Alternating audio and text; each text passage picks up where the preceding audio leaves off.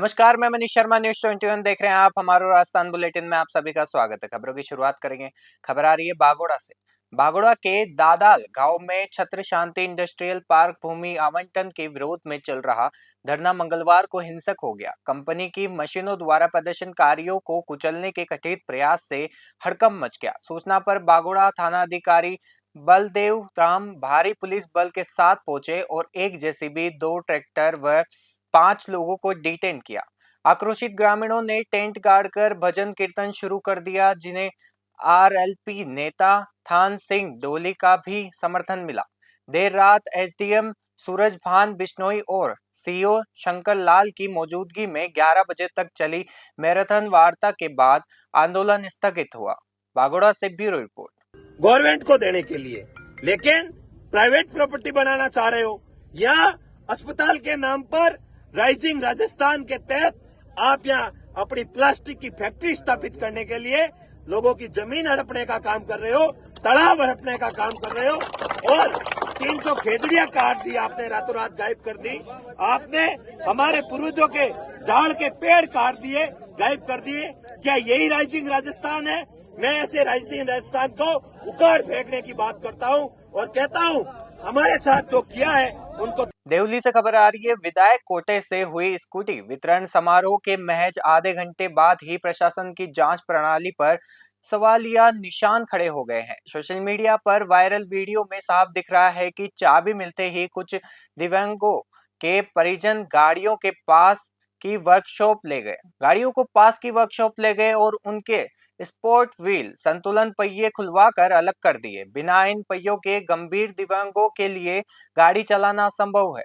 आशंका है कि इन गाड़ियों का उपयोग दिव्यांग नहीं बल्कि परिवार के सामान्य सदस्य अपने निजी कामों के लिए करेंगे और इन्हें बाजार में बेच दिया जाएगा। अब देखना है कि प्रशासन इस पर क्या संज्ञान लेता है। देवली से दिलखुश टाटावत की ग्राउंड रिपोर्ट देख रहे हैं आप। धौलपुर से खबर आ रही है, जहां जिले में शांति व्यवस्था बनाए रखने और सुरक्षा का भाव पैदा करने के लिए पुलिस ने विशेष अभियान शुरू किया। एसपी विकास सांगवान के निर्देशन में सभी थाना क्षेत्रों के मुख्य बाजारों, चौराहों और रिहायशी इलाकों में पुलिस टीमों ने सघन पैदल गश्त, फ्लैग मोर्चा की। एएसपी वैभव शर्मा और एएसपी किशोर कुमार के सुपरविजन में कल देर शाम भारी पुलिस बल के साथ थानों के अधिकारियों ने मोर्चा निकाला। इनका मुख्य उद्देश्य आमजन में विश्वास, अपराधियों में भय को चरितार्थ करना है। पुलिस ने नागरिकों से किसी भी संदिग्ध गतिविधि की सूचना तुरंत कंट्रोल रूम में देने की अपील की है। धौलपुर से संजय कसाना की रिपोर्ट देख रहे हैं। जैसलमेर जिला पुलिस की साइबर सेल ने त्वरित कार्रवाई करते हुए इंस्टाग्राम के जरिए ऑनलाइन ठगी का शिकार हुए दिल्ली निवासी अमन सैफी की राशि सुरक्षित वापस दिला दी है। शातिर ठगों ने पीड़ित के बैंक खाते से चालाकी से 2000 रुपए पार कर लिए थे। तकनीकी पड़ताल में ठगी के तार जैसलमेर से जुड़े होने पर मामला यहां ट्रांसफर हुआ। साइबर थाना अधिकारी मनीष सोनी के नेतृत्व में स्पेशल तकनीकी टीम ने फर्जी इंस्टाग्राम अकाउंट और बैंक ट्रांजैक्शन को ट्रेस किया, जिससे सेल ने तत्परता से राशि होल्ड करवाकर वापस पीड़ित के खाते में ट्रांसफर करवाई। जैसलमेर से महेंद्र सिंह चौहान की रिपोर्ट देख रहे हैं आप।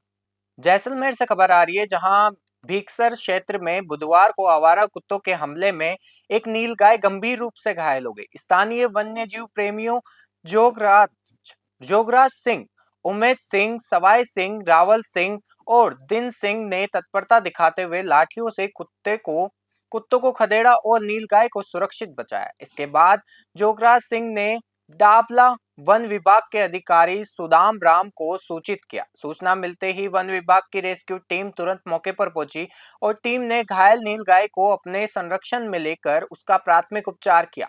फिलहाल नीलगाय सुरक्षित है और उसकी सेहत पर नजर रखी जा रही है। जैसलमेर से महेंद्र सिंह चौहान की रिपोर्ट देख रहे हैं।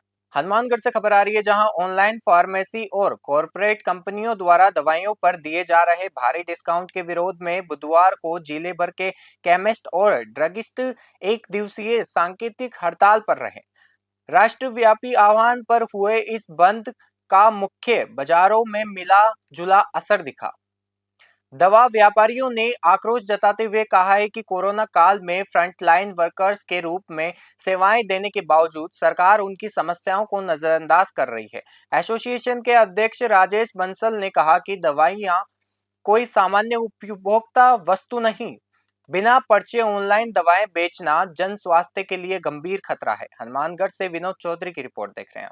मेड़ता सिटी से खबर आ रही है, जहां all India organisation of chemist और ड्रगिस्ट के आह्वान पर बुधवार को मेड़ता सिटी में दवा कारोबार पूरी तरह बंद रहा।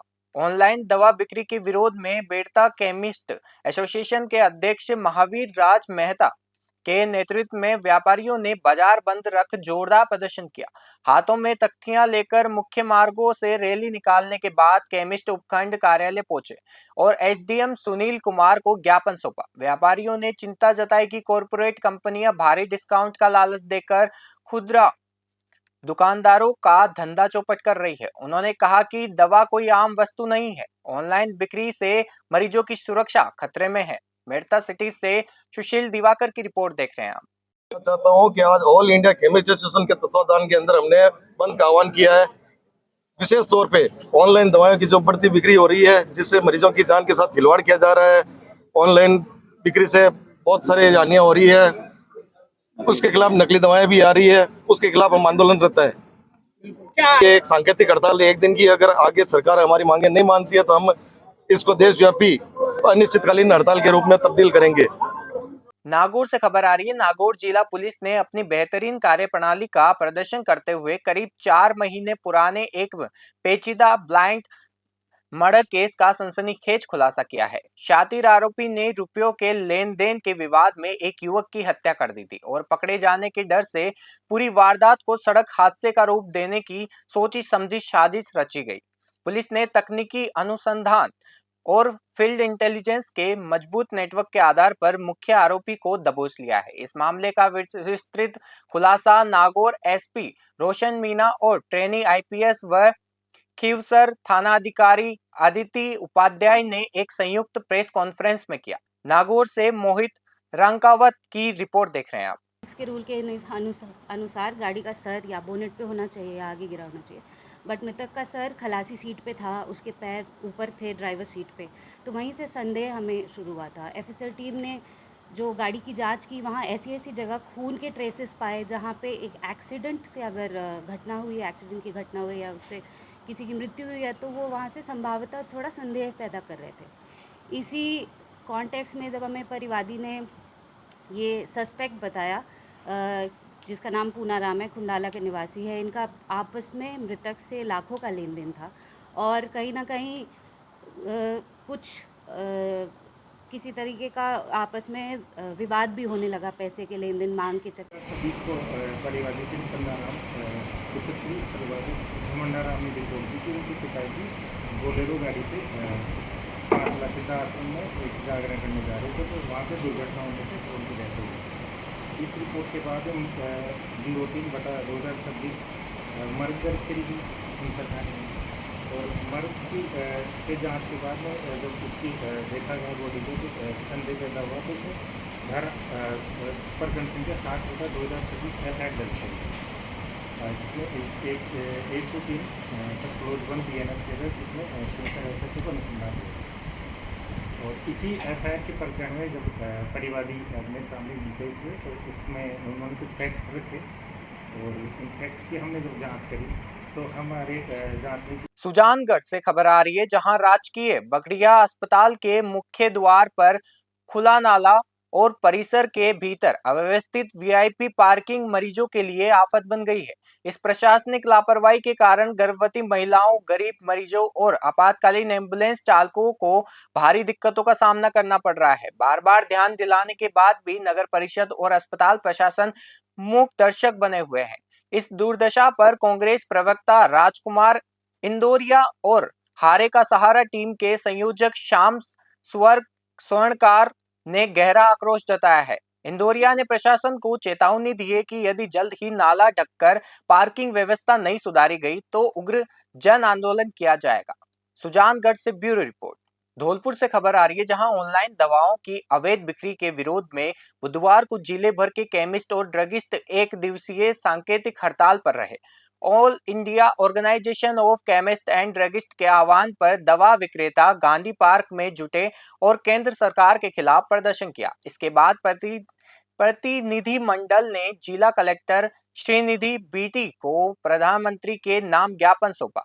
हड़ताल के कारण जिले की मुख्य बाजारों में दवा काउंटरों पर सन्नाटा पसरा रहा, जिससे व्यापार पर सीधा असर पड़ा। हालांकि केमिस्ट एसोसिएशन ने मानवीय सरोकार दिखाते हुए गंभीर मरीजों के लिए आपातकालीन दवाओं की वैकल्पिक व्यवस्था चालू रखी। धौलपुर से संजय कसाना की रिपोर्ट देख रहे हैं आप। और महामहिम हम प्रधानमंत्री से ज्ञापन के माध्यम से अनुरोध करते हैं कि ऑनलाइन बिक्री लगाई जाए, जिससे आम जन के स्वास्थ्य का खिलवाड़ ना हो। समस्त जिला आज धौलपुर, राजा, खिराबाड़ी, बसेड़ी, सैंपल में जिले में आज संपूर्ण व्यवसाय, चाहे होलसेल की हो, रिटेल की हो, सभी दुकानें बंद रखी गई हैं। हमारे साथ जिला कमीशन के अध्यक्ष मुकेश जी हैं, हमारे साथ जिला कमीशन के सचिव मौजूद हैं। AIOCD, RCA और DCA की तरफ से अपन 20 मई को ऑनलाइन फार्मेसी के विरोध में स्ट्राइक कर रहे हैं। प्रधानमंत्री नरेंद्र मोदी जी के लिए कलेक्टर महोदय के थ्रू ज्ञापन दे रहे हैं और रात 12 बजे तक अपन सभी लोग इस व्यवसाय को बंद कर। श्रीकरणपुर से खबर आ रही है, जहां नगर पालिका के सामने अरूढ़वंश भवन रोड पर बुधवार को सूर्यवंशी अरूढ़ महाराज अरूढ़वंश प्रवेश द्वार का शिलान्यास और उद्घाटन धूमधाम से किया गया। इस ऐतिहासिक मौके पर समाज के वरिष्ठ पदाधिकारी और आमजन ने विधि विधान से नींव में ईंटें रखी और प्रसाद बांटा। करीब 30 लाख रुपए के बजट से बनने वाला यह भव्य द्वार समाज के लिए गौरव का क्षण है। पदाधिकारी लंबे समय से भाजपा प्रदेश उपाध्यक्ष सुरेंद्र पाल सिंह टीटी से इस चौक के निर्माण की मांग कर रहे थे। इतिहासकारों के मुताबिक अरूढ़ जी महाराज के पूर्वज भगवान श्री राम के सुपुत्र राजा लव थे। श्रीकरणपुर से अमित धवन की रिपोर्ट देख रहे हैं आप। धौलपुर से खबर आ रही है, जहां चंबल नदी के किनारे बसे गांवों में मगरमच्छों का खौफ किस कदर बढ़ चुका है, इसका एक बेहद दर्दनाक और रूह कपा देने वाला उदाहरण धौलपुर जिले से सामने आया है। यहां चंबल नदी किनारे मवेशियों को पानी पिलाने गई एक 14 साल की मासूम बच्ची भारती पर मगरमच्छ ने जानलेवा हमला कर दिया। उसे गहरे पानी में खींचकर ले गया, जिससे बच्ची की मौत हो गई। इस हृदय विदारक घटना के बाद पूरे राजघाट गांव में मातम पसरा हुआ है। वहीं ग्रामीणों में वन्यजीव विभाग के खिलाफ भारी आक्रोश है। ग्रामीणों ने वन विभाग और जिला प्रशासन से चंबल नदी के मुख्य घाटों पर सुरक्षा चेन जाली लगाने और आबादी क्षेत्र में आने वाले मगरमच्छों को रेस्क्यू करने की मांग की है। धौलपुर से संजय कसाना की रिपोर्ट देख रहे हैं आप। वहाँ पे जो स्टीमर लगे हुए हैं चंबल नदी में, तो उन्हीं स्टीमरों की सहायता से मगर लड़की को पकड़ के दूसरी साइड ले गया था, चंबल के दूसरे किनारे पे ले गया था। वहाँ पे स्टीमर द्वारा और ड्रोन से उसको निगरानी करके उसको रेस्क्यू किया है। और इस तरह की घटना काफी घट चुकी हैं, क्योंकि पूरे गांव के पानी पीने की समस्या बनी हुई है। पानी पीने की कोई, पूरे राजघाट गांव में पानी पीने की कोई व्यवस्था नहीं है, ना प्रशासन द्वारा है, ना सभी पूरे गांव को पानी पीने के लिए चंबल नदी पे जाना पड़ता है। और ये घटना रोज घट रही है, आए दिन घटती है, किसी दिन। हमारा राजस्थान बुलेटिन में फिलहाल के लिए इतना ही। देखते रहिए न्यूज़ 21। नमस्कार।